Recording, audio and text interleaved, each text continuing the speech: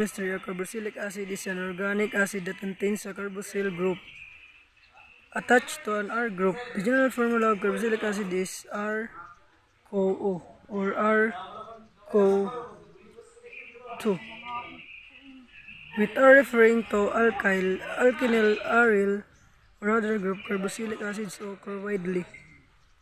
Important examples include the amino acid and fatty acids. Deprotonation of a carboxylic acid gives a carboxylate anion. Carboxylic acid is an organic compound that has carboxyl group. The carboxyl group is a functional group that contains a carbon-oxygen double bond and an OH group also attached to the same carbon atom, but it has characteristics properties of its own. As with aldehydes and ketones, carboxylic acid formulas can be written to show the carbon to oxygen double bond explicitly, or the carboxyl group can be written as condensed form on one line. In general, carboxylic acids are represented by the formula RCOO, where R is a hydrocarbon group. The carboxyl group of organic acids is formed by carbon-oxygen double bond and hydroxyl group attached to the same carbon atom.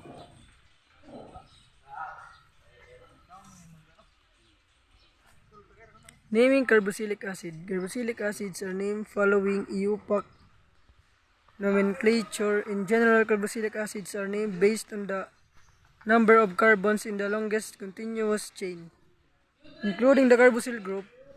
The suffix of its carbon chain is then replaced as carboxylic acids always end in oic acid.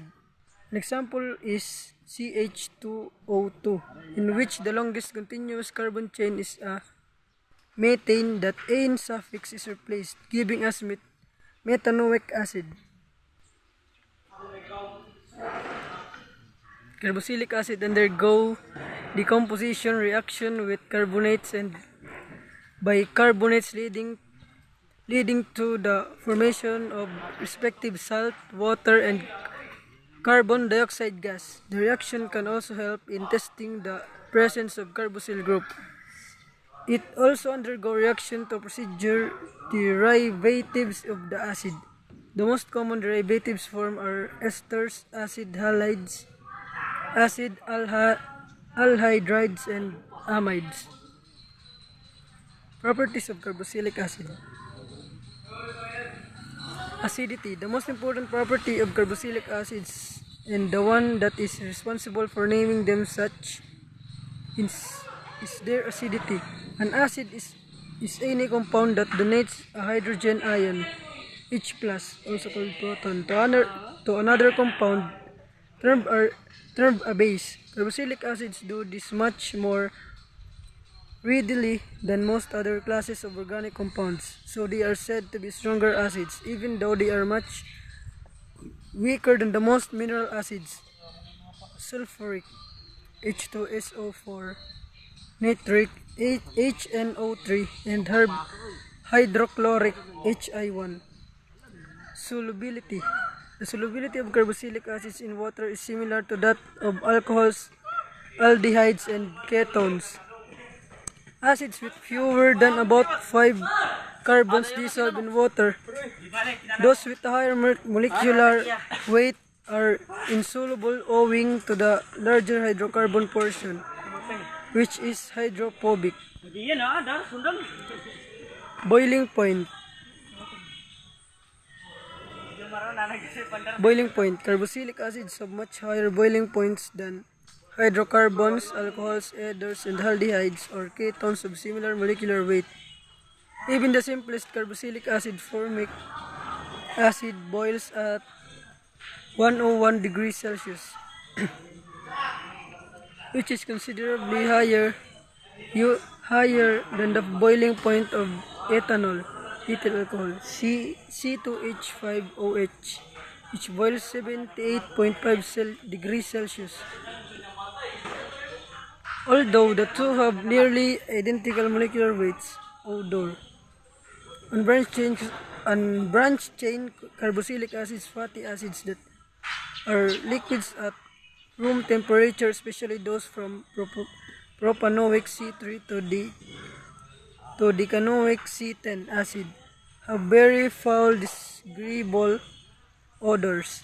An example of butanoic butyric acid C4, which is the main ingredient in stale perspiration and thus the chief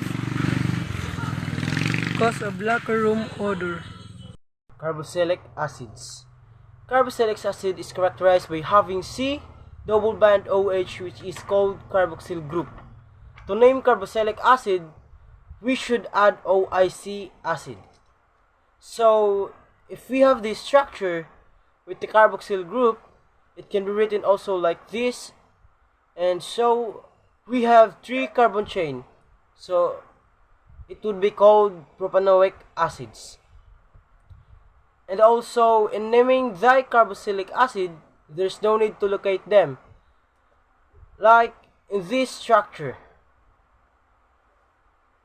the name is going to be propane dioic acid without the use of numbers to locate the carboxyl group, since they are supposed to be at the end of the parent chain. So let's proceed to another example. Let's find the longest chain. So here it is, and we have 2 substituent. This is called the metal, and this one with 3 carbon atoms join the second one called isopropyl. We have to start numbering at the carboxyl group since it is the priority. And then we name it with their alphabetical order. The name is going to be 2-isopropyl 2-methyl hexanoic acid. Let's draw a structure form of hexanoic acid.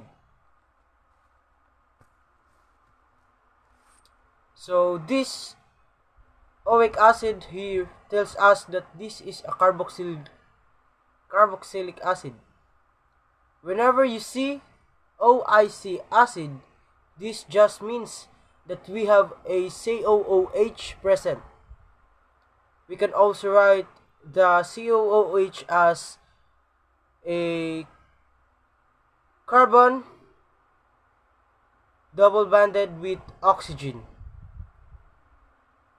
So yan, makikita natin dyan. And also, we can write the carbon single band with oxygen here together with our oxygen. Yan.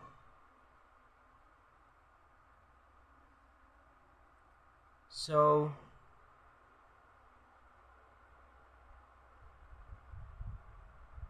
hex right here, we all know that it has 6 carbon atoms, right? So the AN means it is only a single band. So yan, makikita natin sa ating video, C-C, so it means it is a single band. And then we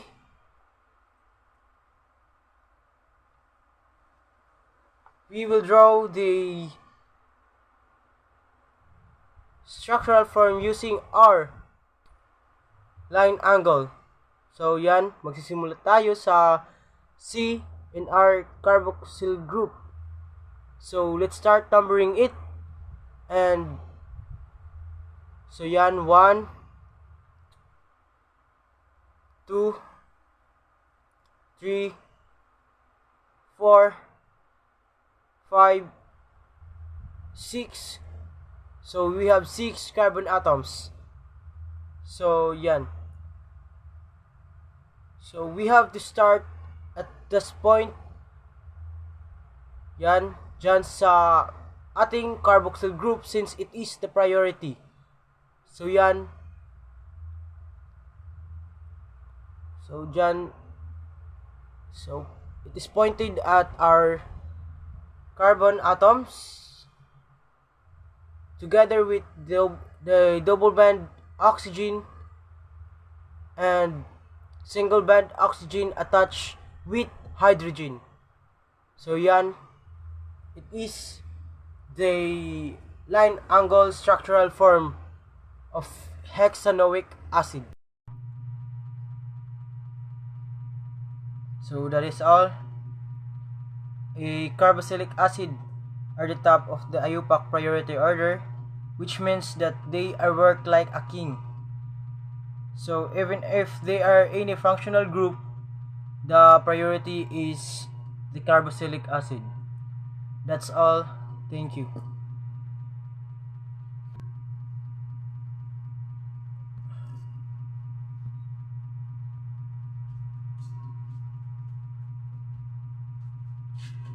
Tapos, ang laban.